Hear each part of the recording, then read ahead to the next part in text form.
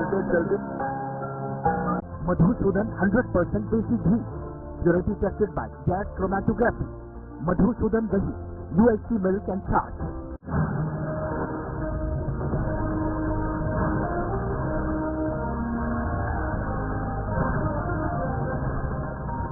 खास बुलेटिन में आपका स्वागत है। मैं हूं आपके साथ ताना वर्मा। तो चलिए शुरुआत करते हैं बुलेटिन की।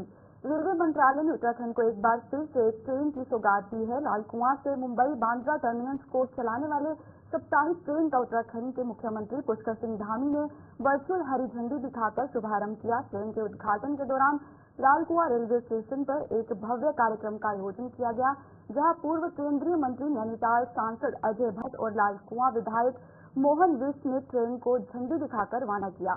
इधर सांसद अजय भट्ट ने बताया कि कुमाऊं वासियों के लिए नई ट्रेन की सौगात प्रधानमंत्री नरेंद्र मोदी जी व केंद्रीय रेल मंत्री अश्विनी वैष्णव से मिला है।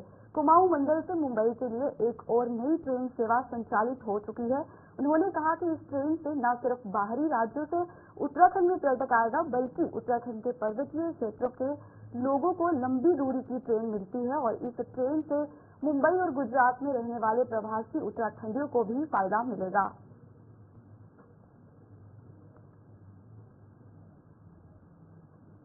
मुंबई की बार बार डिमांड आती थी कि रात दिन आना जाना होता है और वहाँ भी पर्यटक प्लेस है और आर्थिक राजधानी है, और यहाँ पर सब लोग पिंडारी ग्लेशियर, नैनीताल और जिम कॉर्बेट पार्क, पुण्यागिरी माता सब जगह जाना चाहते हैं। अब तो आदि कैलाश जहाँ माननीय प्रधानमंत्री जी गए थे, आवत जावत आने में बड़ी कठिनाई हो रही थी, लोगों को भी पर्यटकों को भी। तो हम लोगों ने बार बार डिमांड करी, तो मैं माननीय प्रधानमंत्री जी को, माननीय रेल मंत्री जी को बधाई देता हूं कि हमारी मांग उन्होंने मानी और मुख्यमंत्री जी ने पूरी तरह से इस मामले को आगे बढ़ाया। आज ये जो ट्रेन चली है, ये तीसरी ट्रेन चल रही है। एक रामनगर से चलेगी बृहस्पतिवार को, एक शुक्रवार को काठगोदाम हल्द्वानी से चलेगी और सोमवार को लालकुआं से चलेगी। अब कोई कहीं पर भी जाने आने जाने में भी अगर कभी आ जाता है इन तिथियों पर, तो उसको तकलीफ नहीं होने वाली है। बाकी बरेली बहुत नजदीक है, अगर छूट जाता है 2-3 दिन में और आवश्यक जाना होता है तो बरेली जा सकते हैं।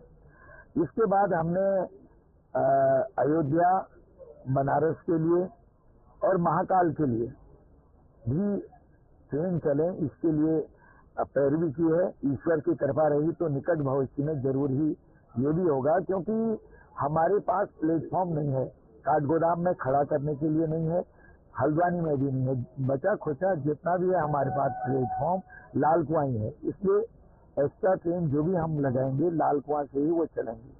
ट्रेन आज हम लोगों ने यहाँ से शुरू की है बम्बई के लिए। इसका रूट अलग है, जैसा आप जानते होंगे कि यहाँ से बम्बई के लिए 2 और ट्रेनें भी चल रही थी, बट ये एक अलग रूट लेके जा रही है। ये दिल्ली के साथ कनेक्टिविटी बढ़ा रही है और इसका जो समय है वो बहुत ही बढ़िया है। 25 घंटे में ये आपको बम्बई पहुँचा दे रही है और यहाँ से सुबह चल के ये दिल्ली आपको 1:30 बजे के लगभग पहुँचा देंगे। तो इसका अर्थ ये हुआ कि जो सुबह की गाड़ियों में दिल्ली की कनेक्टिविटी भी इससे बढ़ रही है। और जैसा आपने देखा है बड़ौदा, कोटा, ये वाला रूट ये लेके जा रही है, तो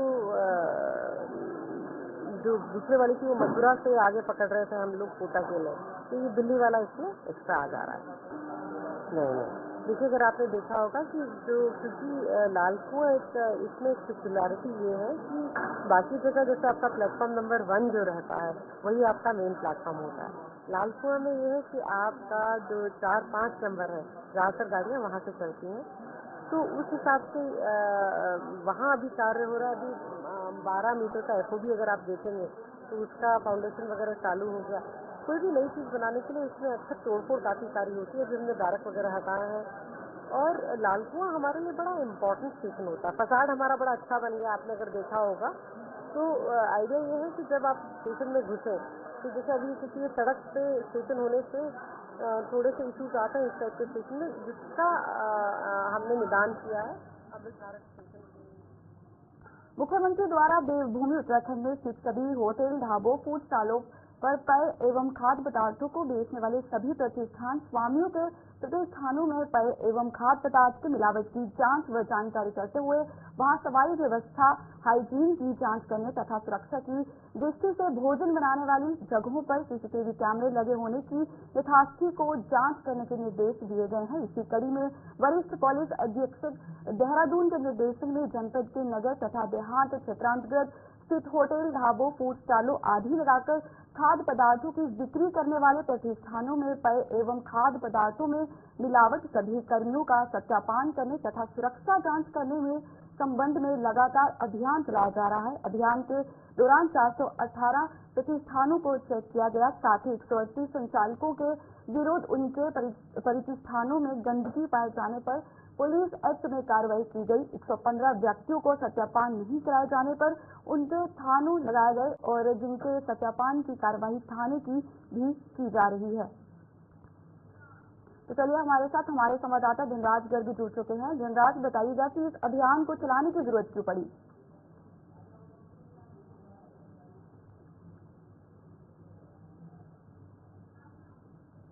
धनराज, आप सुन पा रहे हैं हमें? इस तरह के मामले निकलकर सामने आ रहे हैं। हेलो जी, इस तरह के मामले निकलकर सामने आ रहे हैं कि खाद्य पदार्थों में थोक मिलाया जा रहा है, यानी कि थोक जिहाद का कहीं न कहीं देखने को मिल रहा है। और जिस पर हम मुख्यमंत्री पुष्कर सिंह धामी कहीं न कहीं सख्त होते हुए नजर आ रहे हैं, क्योंकि चाहे हम लव जिहाद की बात करें या लैंड जिहाद की बात करें या फिर थोक जिहाद की बात करें, इन सभी पर मुख्यमंत्री पुष्कर सिंह धामी ने सख्त होते हुए कहीं न कहीं सभी अधिकारियों को निर्देश दिए हैं कि इस तरह की जो हरकत की जाती है वो बर्दाश्त नहीं की जाएगी। और उसी के तहत देखिएगा कि मुख्यमंत्री पुष्कर सिंह धामी के निर्देश के अनुसार गठित थाना चौकियों में इस तरह का अभियान चलाया गया है कि जो खाद्य पदार्थ वाली जगह है, चाहे वो होटल है, ढाबे है, ऐसे व्यवसायिकों का जो सत्यापन अभियान चलाया गया है, वहाँ पर निरीक्षण किया जा रहा है पुलिस विभाग के द्वारा। और लगभग 400 से भी अधिक जो ढाबे, होटल, रेस्टोरेंट है, उनका निरीक्षण कहीं न कहीं पुलिस विभाग की तरफ से किया गया है। और इसके साथ ऐसे जगह पर गंदगी भी मिली है जिनका चलान भी किया गया है। और आगे भी इसी तरीके से लगातार अभियान चलता रहेगा ताकि इस तरह की हरकतें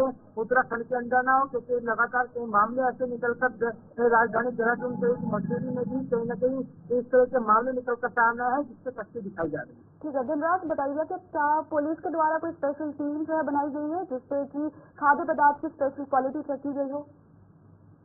जी बिल्कुल, देखिए जिस तरीके से खाद्य सुरक्षा विभाग लगातार अपना काम करता है कि लगातार सैंपलिंग का कार्रवाई भी करता है और निरीक्षण भी करता रहता है और लोगों पर कहीं न कहीं जुर्माना भी लगाया जाता है। वहीं अब पुलिस विभाग को भी कहीं न कहीं इसकी अनुमति मिल चुकी है और पुलिस विभाग की तरफ से भी इस तरह की टीम बनाकर लगातार जो मिलावटखोर है उनकी कार्रवाई करने का काम पुलिस विभाग के द्वारा भी किया जा रहा है। खाद्य पदार्थ जो खाद्य सुरक्षा विभाग है वो भी उनके साथ संयुक्त रूप से कहीं न कहीं ये अभियान चला रहे हैं और लगातार ऐसे लोगों के ऊपर जो मिलावटी के सामान बेचे, क्योंकि त्योहारी सीजन में हम देखते हैं कि जब भी त्योहारी सीजन आता है तो जो मिलावटखोर होते हैं वो कहीं न कहीं सक्रिय हो जाते हैं। और इस तरह की जो मिलावटखोरी है उसको रोका जा सके, इसके लिए लगातार पुलिस प्रशासन के द्वारा, खाद्य सुरक्षा विभाग के द्वारा ये अभियान चलाया जा रहा है और ऐसे लोगों पर कार्रवाई भी की जा रही है। धनराज, बताइएगा कि अभियान के तहत जो परिणाम जो आएंगे, क्या खाद्य पदार्थ की क्वालिटी में सुधार आने की उम्मीदें हैं? बिल्कुल सामने देखिए, जब कोई कार्रवाई होती है और जो ऐसे लोग होते हैं जिन पर शिकंजा कसना अति आवश्यक होता है और वो विभाग लगातार उन पर शिकंजा कसता हुआ भी नजर आता है, क्योंकि लगातार सैंपलिंग भी की जाती है और सैंपलिंग के साथ साथ उन पर जो मुकदमा है वो भी दर्ज किया जाता है और इसके साथ ही जुर्माना भी लगाया जाता है। तो लाजमी है कि ऐसे जब कार्रवाई होगी तो लाजमी है कि जो मिलावटखोर है वो कहीं न कहीं इससे डरते हुए नजर आएंगे और इस तरह की जो खाद्य पदार्थ में कहा जाए सुधार आने की संभावना बनी रहती है और लगातार सुधार देखा भी जाता है। लेकिन वही देखिएगा कि जिस तरह के अभी मामले उत्तराखंड के अंदर हुए हैं कि चाय में थूक मिलाकर देना, रोटी में थूक मिलाकर देना, इस तरह के मामलों पर कहीं न कहीं बड़ी कार्रवाई मुख्यमंत्री पुष्कर सिंह धामी ने की है। मुख्यमंत्री पुष्कर सिंह धामी ने साफ कह दिया है कि इस तरह की जो हरकत है ये बर्दाश्त नहीं की जाएगी। जी धनराज, बताइएगा कि क्या कोई होटल या रेस्टोरेंट का नाम सामने आया है और क्या कितने लोगों पर जो है वो कार्रवाई की गई है? बिल्कुल कहना देखिए जिस तरीके से पूरी पुलिस प्रशासन की टीम है वो रेस्टोरेंट पर पहुंची, लगभग 418 प्रतिष्ठानों की जांच की गई और जिसमें से लगभग 150 के लगभग जो प्रतिष्ठान है जहां पर गंदगी मिली है उन पर कार्रवाई की गई है, चालानी कार्रवाई की गई है और उनको नोटिस भी दिया गया है कि आगे से इस तरह की गंदगी ना मिले। और आप देखिएगा कि अब यदि ऐसी तरीके से गंदगी मिलती है तो उन पर कठोर कार्रवाई भी की जाएगी। तमाम जानकारी के लिए धन्यवाद धनराज, बने रहिए हमारे साथ अगली खबर के लिए। तो चलिए अब हम बढ़ते हैं अगली खबर की ओर। मानसून खत्म होते ही नदियों का फिर से दोहन शुरू हो गया है। तो देश के अन्य हिस्सों की तरह राजधानी देहरादून से लगता पसवादून क्षेत्र भी इससे अछूता नहीं है, जहां यमुना नदी की सहायक नदियों टोंस, अमलावा, शीतला, आसन, सवारना का दिन रात सीना चीरकर उपखनिज सामग्री लूटी जा रही है, जिसमें सबसे अहम विकासनगर शहर से लगती महत्वपूर्ण नदी या यूं कहें कि सफेद सोना उगलने वाली यमुना नदी के अस्तित्व को खतरा मंडरा रहा है। यह यमुना नदी में डाक पत्थर से लेकर दारीपुर तक उपखनिज सामग्री जो है वो भरकर सड़कों और गलियों में दौड़ते ट्रैक्टर ट्रालियों का आसानी से देखा जा सकता है। खास बात यह है कि इस क्षेत्र में तहसील कार्यालय, पुलिस क्षेत्राधिकारी कार्यालय और वन विभाग के कार्यालय तक मौजूद है। बावजूद इसके क्षेत्र में होता यह अवैध खनन का खेल तमाम विभागों की कार्य प्रणाली पर सवालिया निशान खड़े कर रहा है। तो चलिए अब हमारे साथ हमारे संवाददाता धनराज गर्ग जुड़े हैं। धनराज, इस पर अपडेट दीजिएगा।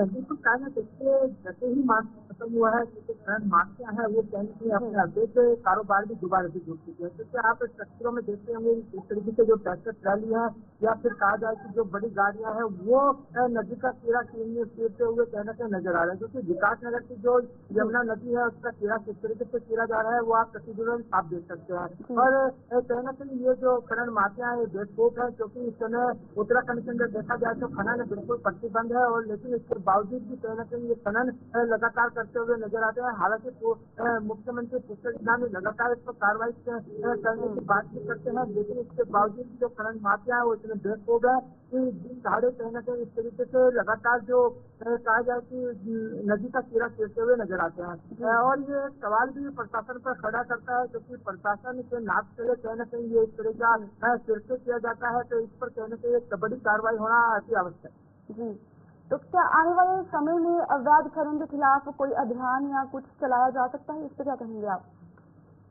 बिल्कुल कहना देखिए जिस तरीके से हम प्रशासन से बात करते हैं, जिलाधिकारी से बात करते हैं तो उनका यही कहना होता है और बड़े बड़े दावे भी वो करते हैं कि खनन के खिलाफ लगातार वो कार्रवाई करते हैं और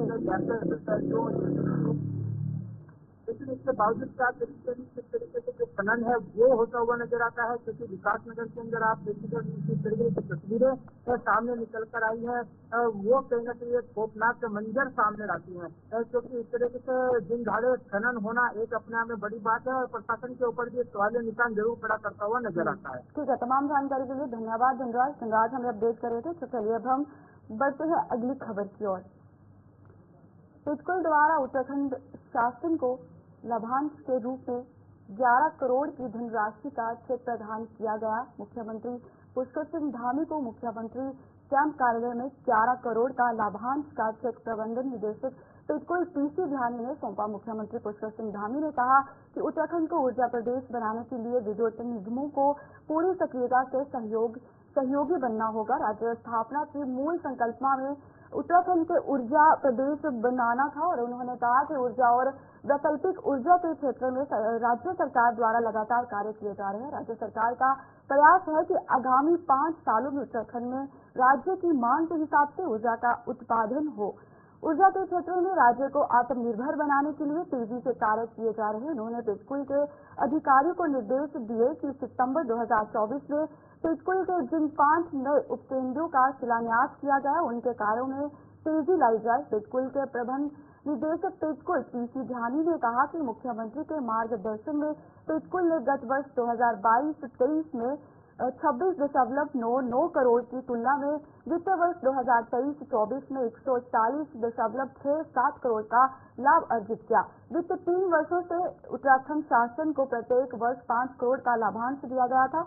उन्होंने कहा कि मुख्यमंत्री के कुशल नेतृत्व एवं मार्गदर्शन में पिटकुल में विभिन्न परियोजनाओं पर कार्य किए जा रहे हैं। ये पिटकुल का जो है 20 साल के इतिहास में सबसे बड़ा लाभांश जो है इस बार हमने 11 करोड़ का माननीय मुख्यमंत्री को दिया है। पिछले वर्ष 5 करोड़ का दिया था। पिछले वर्ष वित्तीय वर्ष में पिटकुल का जो प्रॉफिट था वो लगभग 27 करोड़ था और इस बार जो हमारा प्रॉफिट बढ़ के 141 करोड़ हो गया है। तो यह सब जो है इसका श्रेय माननीय मुख्यमंत्री जी का जो मूल मंत्र है कि सरलीकरण, समाधान, निस्तारण और संतुष्टि के तहत पिटकुल द्वारा एक टीम के रूप में कार्य किया जा रहा है, जिसके अंतर्गत हमारी विभिन्न परियोजनाओं का जो है हम समय पर पूर्ण कर रहे हैं। हमारे जो अनुरक्षण का कार्य है और जो हमारे मेंटेनेंस का कार्य है वो बिल्कुल सही तरह से चल रहा है, जिसके परिणाम स्वरूप पिटकुल की जो सिस्टम एबिलिटी है वो 99.70 है तथा जो हमारे ट्रांसमिशन लॉसेज हैं वो भी 1% की नियर अबाउट है, जबकि जो मानक है वो 98% सिस्टम एबिलिटी के ऊपर जो इंसेंटिव मिलता है। तो पिटकुल को भी 98 से ऊपर, क्योंकि हमारी 99.70 सिस्टम एबिलिटी है, उसके ऊपर जो हमें यूआरसी से इंसेंटिव मिलता है उसका। तो चलिए अब हम सीधा रुक करेंगे श्रीनगर की ओर। एलजी मनोहर सिन्हा क्या कुछ कह रहे हैं ये सुनते हैं। जम्मू कश्मीर पुलिस का नहीं सबका दायित्व होना चाहिए। आमतौर पर जब कोई घटना होती है तब लोगों की आलोचना भी पुलिस को करनी पड़ती है। लोग कहते हैं आप यह तो पुलिस का सहयोग है, लेकिन साल के बाकी दिनों में जिस तरह से काम करते हैं उनकी प्रशंसा में कहीं न कहीं कमी रह जाती है। और इसलिए मैं जम्मू कश्मीर के सभी नागरिकों से निवेदन करूंगा, पुलिस को उनके त्याग का भी सम्मान हमें करना चाहिए। उनके मनोबल को बढ़ाने में भी हमें तत्पर रहना चाहिए। चाहे बर्फबारी हो, चाहे बारिश हो, हर समय हर वक्त कर्तव्य भाव से जनता की सुविधा के लिए कोई खड़ा है वो जम्मू कश्मीर पुलिस का जवान है। इसलिए उनके अंदर के साहस, सेवा भावना हमें हमेशा नमन करना चाहिए। आज इस अवसर पर मैं पुलिस के साथियों को राष्ट्रपिता महात्मा गांधी के वक्तव्य का स्मरण दिलाना चाहूंगा। बापू ने कहा था, जहां तक पुलिस के कार्य का संबंध है वे न तो मुसलमान हैं, न हिंदू और न सिख, वे केवल भारतीय हैं जो धर्म की ओर ध्यान दिए बिना दुखियों को पूरा संरक्षण प्रदान करने की शपथ से बंधे हुए। अपना कर्तव्य पालन करने से वे कम मुसलमान, कम हिंदू या कम सिख नहीं हो जाएंगे, बल्कि बेहतर मुसलमान, बेहतर हिंदू और बेहतर सिख होंगे। बापू के ये सब उस सत्य की ओर इंगित करते हैं। पुलिस का जवान एक निष्काम कर्मयोगी, तो मैं मानता हूँ वही भावना जम्मू कश्मीर पुलिस फोर्स के रग में बसी हुई। मैं जम्मू कश्मीर के नागरिकों से भी कहना चाहता हूँ, जम्मू कश्मीर में शांति और स्थिरता बढ़े, इसके लिए सबके योगदान की आवश्यकता है। और जो विरासत यहाँ की है उसे संरक्षित और आगे बढ़ाने के सबको संकल्पित होना होगा। जिसकी रक्षा के लिए हमारे बहादुर जवानों ने अनेक बलिदान दिए हैं, कड़ा संघर्ष किया है। आतंकवाद से निपटने में हमारे पुलिस, आर्मी और केंद्रीय सुरक्षा बलों ने काफी हद तक सफलता प्राप्त की। जम्मू कश्मीर में सामान्य स्थिति की एक नई भावना लाने में काफी हद तक सफलता मिली, जिससे आम आदमी अपनी मर्जी से जी रहा। तीव्र गति विकास और पर्यटन का मार्ग भी इसके कारण उपलब्ध हुआ है। जम्मू कश्मीर का शांति और अभी लोकसभा के चुनाव में और हाल ही में संपन्न हुए विधानसभा चुनाव में लोगों को काफी भरोसा जागृत करने में सफलता प्राप्त। विकास की रफ्तार बनी रहे, इसके लिए मैं सबसे निवेदन करें, हमें उन ताकतों से सतर्क रहना होगा जो हमारी शांति और सद्भावना को नुकसान पहुंचाना चाहते हैं। एकता से ही हम ऐसे शस्त्रों द्वारा खड़ी की गई चुनौतियों पर विजय प्राप्त कर सकते हैं। कल एक दुखदायी घटना हुई है गांधरबल जिले में। मैं समझता हूँ कि निर्दोष नागरिकों को खून बहे, इसका समर्थन कोई नहीं करेगा। जम्मू कश्मीर की पुलिस से मेरी अपेक्षा है कि जल्द से जल्द उन लोगों को अंजाम तक पहुंचाने के लिए और सभी लोगों की पहचान करने के लिए शीघ्रतापूर्ण कार्रवाई करनी चाहिए। मैं उनके परिजनों के प्रति अपनी ओर से, आप सबकी ओर से हृदय से श्रद्धांजलि अर्पित करता हूँ। आइए हम अपनी पुलिस, आर्मी और सुरक्षा बलों का समर्थन तथा मनोबल बढ़ाने का आचरण करें। मैं मानता हूँ कि जम्मू कश्मीर के चहुमुखी विकास के लिए काम करते हुए ध्यान रखना होगा कि समाज के कमजोर वर्गों, विशेषकर महिलाओं और बच्चों के खिलाफ अपराध के विरुद्ध कड़ी कार्रवाई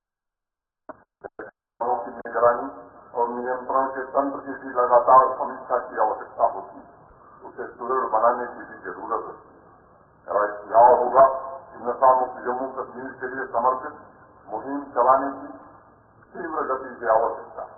ड्रग स्मगलिंग से जुड़े संपूर्ण तंत्र पूरी तरह से नेस्तनाबूद करने का संकल्प हमें लेना चाहिए। मेरा एक और सुझाव होगा, पुलिस फोर्स के निचले और मध्यम स्तर पर ट्रेनिंग तथा रीट्रेनिंग पर विशेष ध्यान देने की आवश्यकता है। इफेक्टिव काउंटर टेररिज्म के लिए आवश्यक है इस थ्रेट के बारे में जागरूकता भी बढ़े, कैपेबिलिटी भी हम बढ़ाएं, जिससे सही समय पर फोर्स रिस्पॉन्ड कर सके और सहयोगी एजेंसियों के साथ तालमेल और भागीदारी बेहतर बनाने में हम कामयाब। इसलिए 3 मुख्य बातों पर ध्यान देना, अवेयरनेस, कैपेबिलिटी और कोऑर्डिनेशन, ताकि प्रोफेशनल योग्यता सदैव बरकरार हो। इस बात को हमेशा याद रखने की जरूरत है। 1,40,00,000 जम्मू कश्मीर के नागरिकों के प्राणों की रक्षा के साथ साथ जम्मू कश्मीर की सामाजिक चेतना, सांस्कृतिक सामंजस्य और स्मृति के मूलभूत मूल्यों की सुरक्षा और उसे अधिक मजबूत करने की बड़ी जिम्मेदारी आपके मजबूत कंधों पर है। पड़ोसी मुल्क से आतंकवाद का खतरा अभी भी बना हुआ है। आटे के लिए जो देश तरफ रहा है वह मुल्क आतंक की शब्दों का इस्तेमाल करके हमारे लोकतांत्रिक मूल्यों को कमजोर बनाना चाहता है, हमारे सामाजिक ताने बाने को नुकसान पहुंचाने की कोशिश कर रहा है, हमारे आर्थिक प्रगति को बाधित करने का प्रयत्न कर रहा है और निर्दोष नागरिकों की जान लेने की। आतंकवाद के जन्मदाता पड़ोसी मुल्क की तारीखों से निपटने के लिए पुलिस, आर्मी और केंद्रीय सुरक्षा बलों के जवानों से मैं आग्रह करना चाहता हूं, इसमें कहीं भी कोई कोताही बरतने की आवश्यकता नहीं। मुझे आपकी काबिलियत पर पूरा भरोसा, आपको चुन चुन करके एक आतंकवादी और आतंकवाद के इकोसिस्टम का सफाया करना ही होगा। आपकी तत्परता, क्षमता और त्याग की भावना जम्मू कश्मीर के वर्तमान तथा भविष्य के सुरक्षा की सबसे बड़ी गारंटी। अनेक वर्षों से, पिछले 4 वर्षों से मैं एक बात आपसे कहता रहा हूं, कश्मीर में आतंकवादियों और अपराधियों के खिलाफ नीति बड़ी स्पष्ट है। बेगुनाह को ठहरो मत और गुनाहगार को छोड़ो मत। मैं समझता हूं इस नीति पर कमिटमेंट के साथ हमें आगे बढ़ने की और इसी से आतंकवाद और अपराध को हमें कुचलना होगा। आम आदमी के जान माल की हिफाजत करनी होगी। इस बात को फिर से दोहराता हूं, जम्मू संभाग में आर्मी के बहादुर जवानों और नागरिकों पर जो कायराना हमले हुए उसे हम भूले नहीं। कल की जो घटना, हृदय विदारक घटना हुई है, मैं समझता हूं वो हम सबको निश्चित रूप से सचेत करती है। घटनाओं के पीछे जो भी गुनाहगार उन्हें अपने कर्तव्यों की भारी कीमत चुकानी है। एक बार मैं पुनः सभी वीर शहीदों को श्रद्धांजलि अर्पित करते हुए यहाँ मौजूद सभी पुलिस बल, आर्मी तथा केंद्रीय सुरक्षा बलों की सेवा और समर्पण भाव को नमन करते हुए आपकी सफलता और विजय अभियानों की मैं हृदय से कामना करता हूँ। जय हिंद, जय भारत।